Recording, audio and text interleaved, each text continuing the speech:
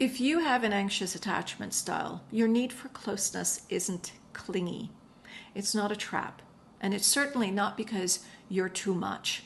In fact, it's because you care deeply, and most likely because you've been hurt so many times that you don't want anyone else to feel that kind of pain. It was wired from your past where perhaps love felt inconsistent or unpredictable, where you learned that connection might be lost at any moment, so you had to be hyper vigilant to keep it. So when does this anxiety spike?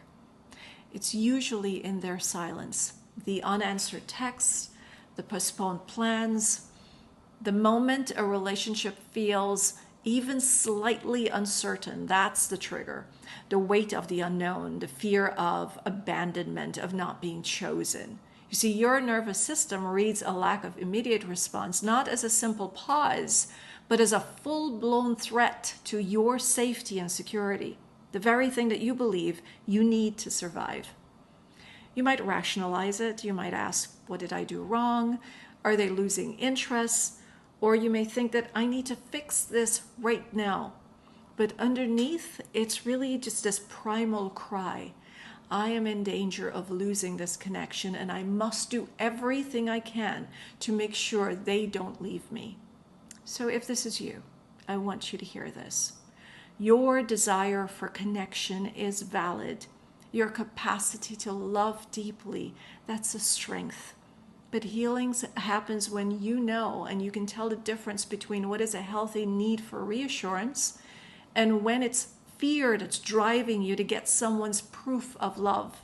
It's about learning to pause when every fiber in your being wants to get an immediate answer.